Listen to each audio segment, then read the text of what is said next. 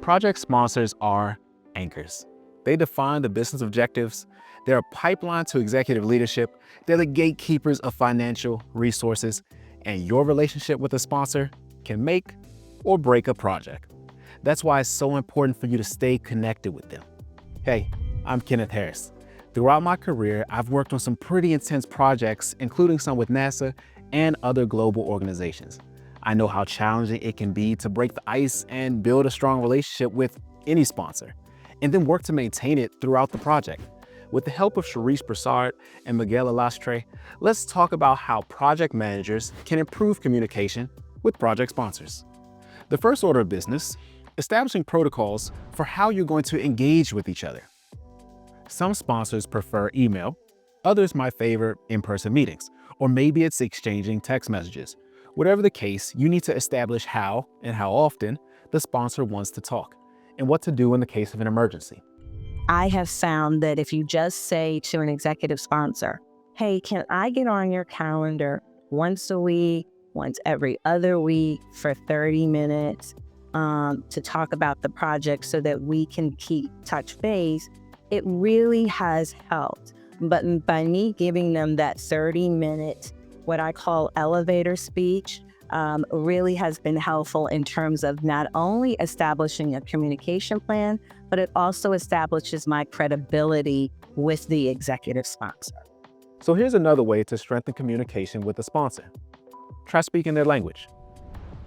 Sponsors are typically focused on how the project is going to impact the bottom line or add value to organizational strategy. So if you want to truly connect with them, try framing conversations around business value. You can do that in a lot of different ways. One option is to lean into data.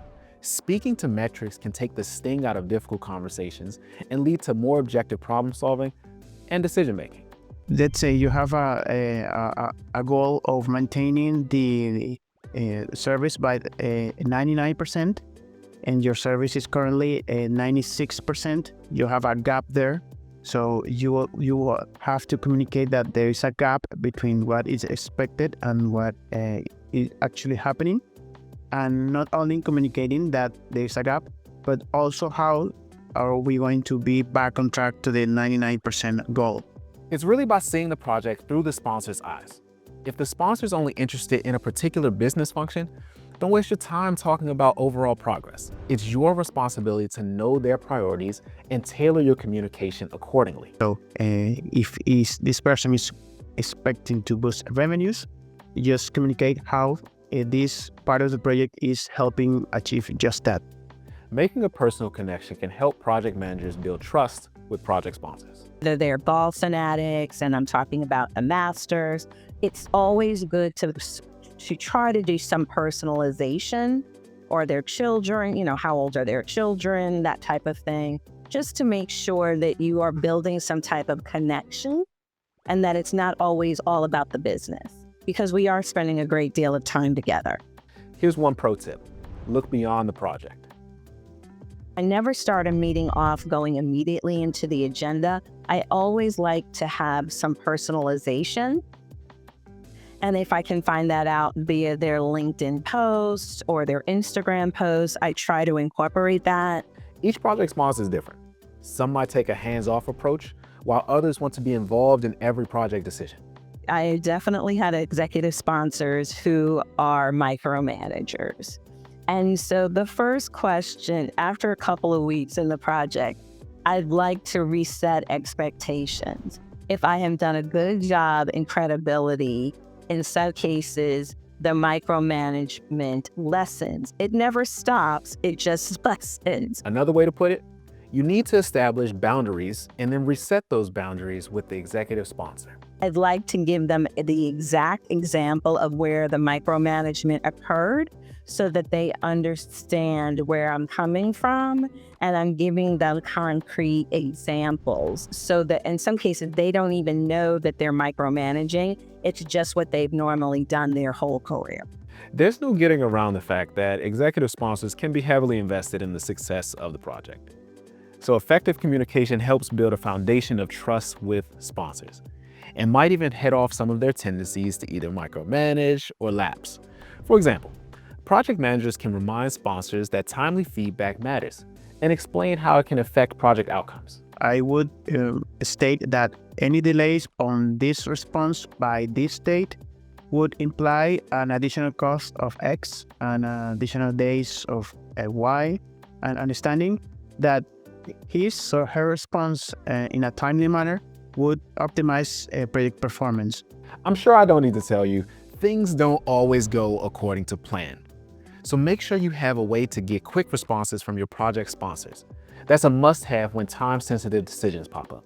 I would make sure that the formal communications has two paths.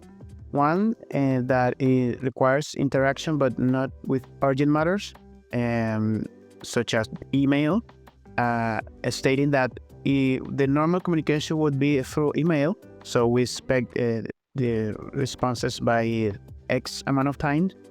And if we talk about a group chat, an instant messaging app, it's because we would have to get an answer in a faster manner. Another helpful tip, tailor your email subject lines to match the urgency of the message. If there's something that I want to make sure that they're aware of, I change the subject line to say, please read, action required. And then I say, sending for your awareness. Or in the subject line, I said, I want to make sure I get your opinion on this. I changed the subject line specifically because, as we all know, we get hundreds of emails a day. And I'm sure my executive sponsors get more than that. Don't let the end of the project be the end of the relationship. Find ways to show you're eager to collaborate again and build on lessons learned. It would basic communications on transparency and trust to make them understand that we are aware of the things that we did good, and also aware of the things that could be better. And last, recognizing what went bad and how are we going to act next time to avoid these situations. One way to keep in touch, send your sponsor a note. Tell them what you liked best about working with them. Show that you're ready to work together on future projects. So I send a card, a deja vu card, to their work address or an email to say, hey, let's get the band back together again. We're about to do it all over again. So I like to do the personal touch, whether it's an electronic card. I'm kind of old school. I sometimes do a handwritten note to their office from my personal stationery and say, look forward to working with you again. I hear we're going to work together again. And so it does set the tone for a very amicable relationship. Want to build a strong connection with project sponsors? Let's review. Establish protocols for engagement, speak their language, add a human touch, reset expectations to reality, plan for emergencies before they happen, and don't be a stranger. Remember, building a strong relationship with your sponsor can set you up for project success.